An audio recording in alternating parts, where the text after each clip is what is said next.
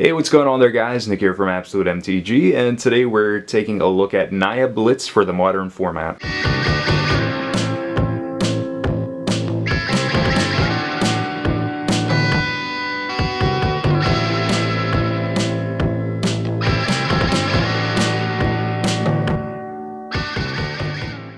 So the thing that separates Naya Blitz from a deck like Green-White Hate Bears is that we're adding in the red splash that will give us some practical and efficient spells that we can actually play in this deck. So we get to play things like Lightning Bolt, Lightning Helix, Domri Rade to reward us for playing so many creatures in this deck and basically play a fair deck. And we also get to play Wild Nacatl, which is like our 3/3 for 1 green in the deck and is very efficient for just the 1 green that we're paying for it. So to take a look at our creatures, let's look at our 1-drops first. So we have Noble Hierarch and Wild Nacatl. The Hierarch can efficiently allow us to play like our 3-mana spells on turn 2, and the Nacatl is essentially like our best 1-drop that we have out of all 8 of the 1-drops that we have. And it's our 3/3 for 1 green that can just kind of grind out games if our opponent doesn't have like a Lightning Bolt or something for it. We have Tarmogoyf, Scavenging Ooze, Voice of Resurgence, and Quasali Pridemage for our 2-drops. So the Goyf is, I mean, there's really nothing in the format that just even comes close to Goyf as far as like efficient 2-mana creatures. Most times it's going to be like a 4/5 or a 5/6. It depends on the matchup that you're playing against. Against Affinity, the Goyf easily gets a little bit bigger and consistently stays big. But the Goyf, pretty much you're slamming it on the table anytime your opponent can't Lightning Bolt it and you know that it's actually going to resolve. But you never want to just slam the Tarmogoyf as quick as possible, because if it can die to a Lightning Bolt and your opponent has one, then you're not really making good use of the card. Scavenging Ooze is great because it's a great way to deal with opponents' graveyard interactions if they have any, so like persist triggers, if they're playing anything out of the graveyard like Goryo's Vengeance and trying to combo with that. It's even pretty good against Living End because you get to eat their things as they're cycling them. We have the Voice of Resurgence, which I think is really well positioned right now because Delver decks are on the rise, and Delver decks like to interact on your turn. So Vapor Snags, Lightning Bolts, Mana Leaks, Remands, even Spell Snares, any of that stuff that your opponent wants to play during your turn is less enticing now. And you getting free creatures is something that your opponent doesn't want to have happen.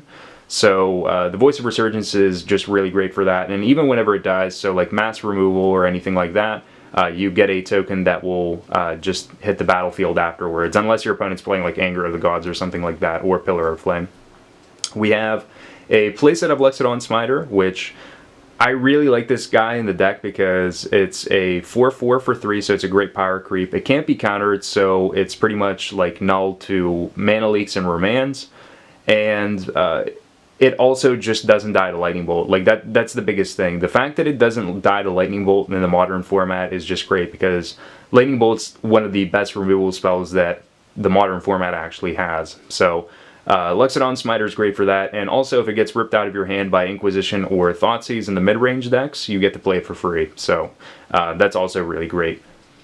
We have 2 Kitchen Finks, which would otherwise be like probably 2 Knight of the Reliquary if the format was slower and Delver and Burn weren't a thing.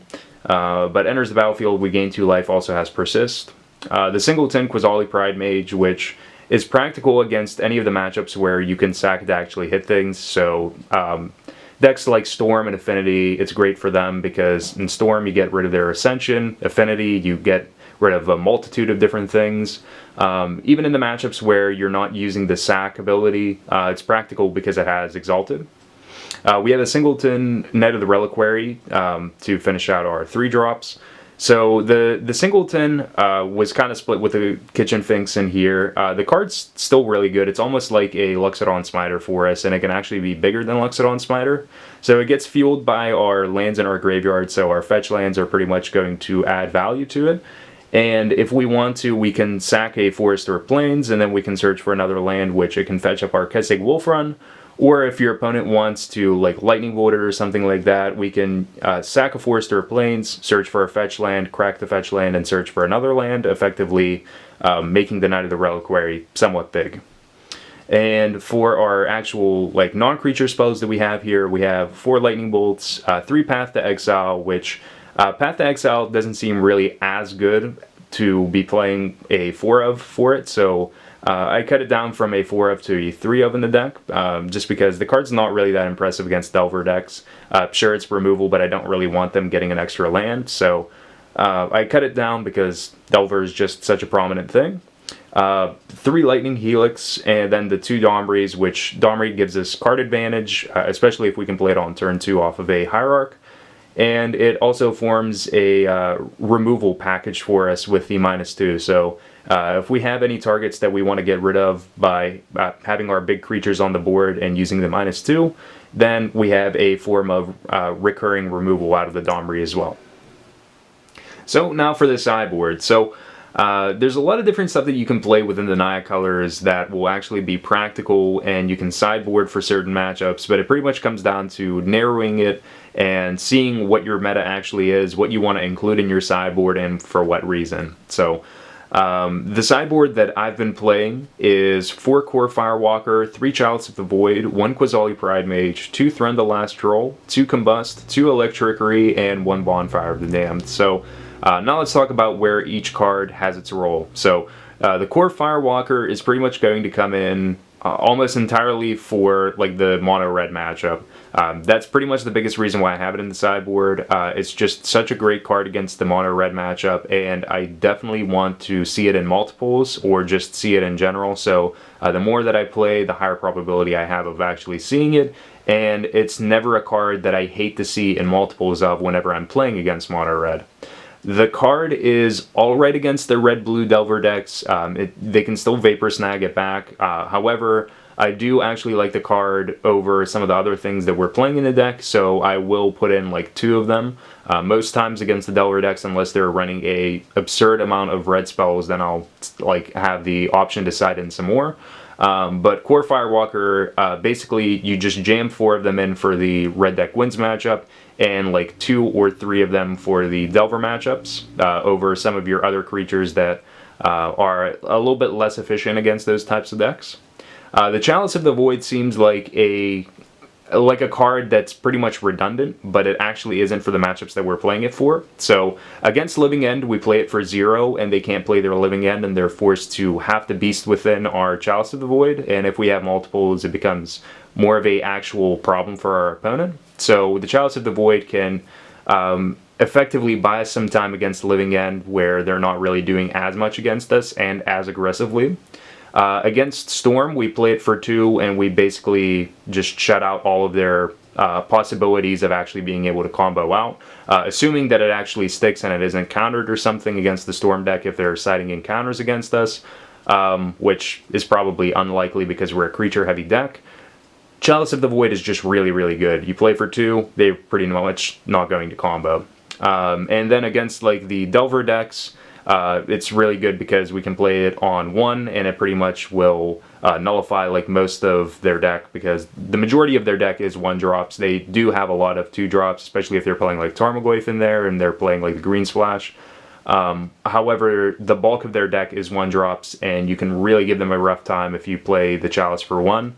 Sure, we can't play our 1-drops, but I'd much rather a Delver deck not be able to play their 1-drops and us still be able to play like our 2 and 3 drops. It's also good against Burn as well, so it's another card that we can side in against Burn, and it can efficiently just allow our opponent to play less of their cards. The 1 Quasali Pridemage, you side it in for like the Affinity, the Storm matchup. Birthing Pod's also a viable reason to actually be siding it in. But that's pretty much it. Like the matchups where I can sack it to actually have the interaction with artifacts or enchantments is where I actually want to have it. Thrun the Last Troll is basically for like the control matchup. So if our opponent has the access to like removal, and even like board wipes, the Thrun's really good for that, just because we can slam it out onto the table, it can't be countered, and we can also regenerate it, and it can't be targeted by removal, which is just perfect most times. We have 2 Combust, which is great for the blue-white-red matchups and things like Splinter Twin, so it's another card that can't be countered by spells or abilities, deals 5 to target white or blue creature, and the damage can't be prevented. And then for the last like 3 slots of the deck, we have 2 Electrickery and the 1 Bonfire, which are basically for the decks that are just going to try to like cloud up the board with a bunch of tokens. So against like Delver, the Electrickery is really good just because it gets rid of all of their Young Pyromancer tokens and maybe even the Young Pyromancer itself, and unless they have like mutagenic growth. But the Electrickery is also good against Affinity just because it gets rid of like all of their smaller dudes, assuming that your opponent doesn't have like Steel Overseer and isn't already interacting with it. But the Bonfire is also good against decks that are a little bit bigger, so like any of the other fair creature decks that are just like trying to match what creatures we're actually playing, we can show them a Bonfire off to the top and pretty much make things a whole lot easier for us. But the Bonfire is also good against like the Delver and Affinity matchups as well. So that is our sideboard. Our entire deck list is in the description where you guys can actually check it out. There's also going to be a deck list via DeckStats.net, so you guys can take a look at the deck prices and whatnot. But if you guys enjoyed the deck tech and would like to see more, please be sure to thumbs up the video and subscribe for more Magic the Gathering content. But until next time, guys, peace out. If you guys want to keep up to date with everything that we have going on here at Absolute MTG, remember to hit that subscribe button, like us on Facebook, and follow us on Twitter for all of your Magic the Gathering needs. Also, remember to check out our sponsors of the channel, MTG Madness and AVUgames.com. But as always, thank you guys for watching.